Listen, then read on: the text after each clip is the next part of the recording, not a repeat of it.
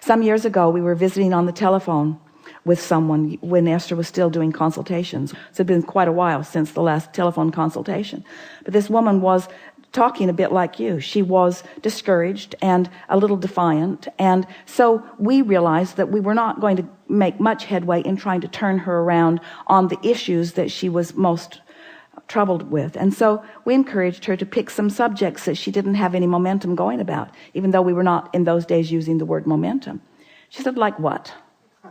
We said, like blue glass and butterflies and feathers. Humph. It was just annoying to her that we weren't giving her something concrete that she would use, and that we were talking about something as silly as that. And she left the conversation, and Esther never heard from her again and was not surprised. But now Esther and Jerry are moving into their day, and Jerry had not heard the conversation, and Esther had forgotten about it, because when it's happening, it's different for her than replaying it as you would replay it. And so they went about their day, and they got out of the car. They were in San Diego. They went to La Jolla. They got out of the car, and Esther felt a really strong impulse to go in a shop that Jerry had been in before and didn't want to go in. But Esther said, oh, come on, let's just go in here. Just come with me, just 5 minutes. And they went in and went to the very back of the shop, and there was a wall of blue glass.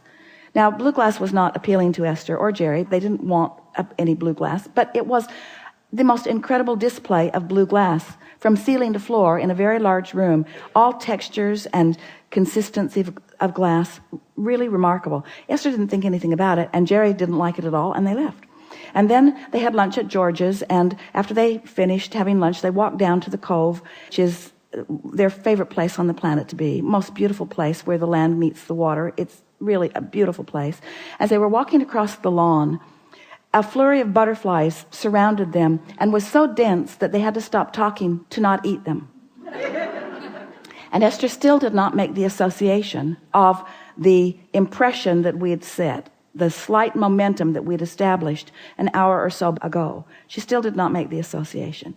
And now the butterflies passed, and now they're on their way out to the rocks where they're going to spend an hour or two.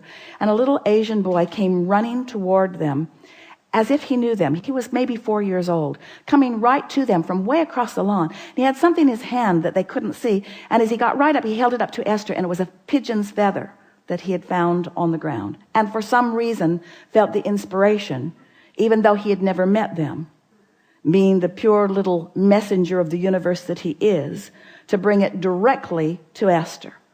And as she took that feather from his hand, she recalled the blue glass and the butterflies and the feather. Mm-hmm. And she noted how quickly the universe could yield through a path of no resistance, evidence of a vibration that had been established and not contradicted.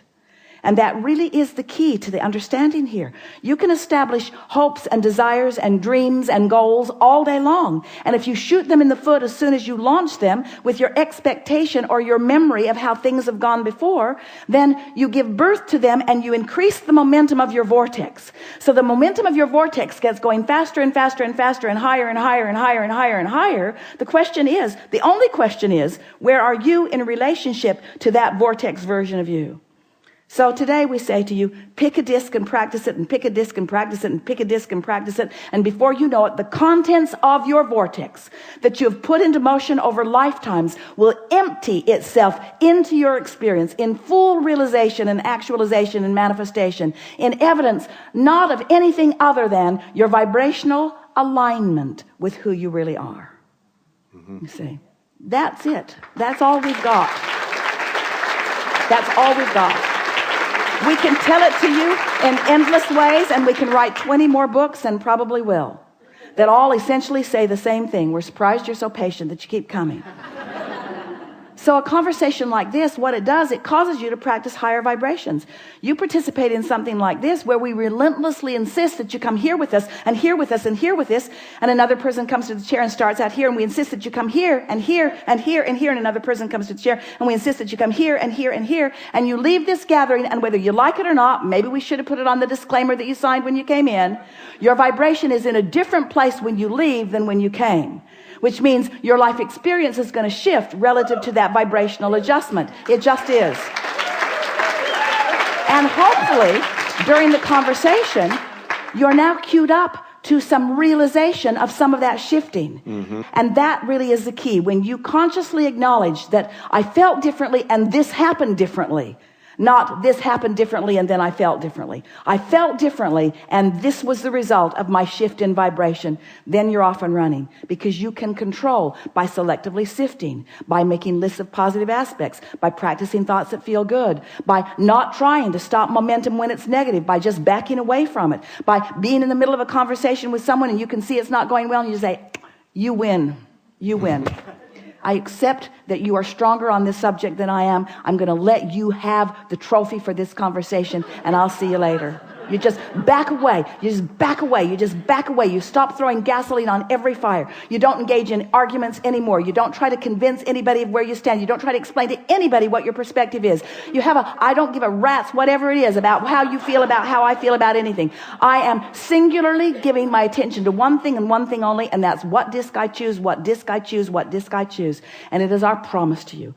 30 days of deliberately choosing the disc will rock your world. You're not kidding.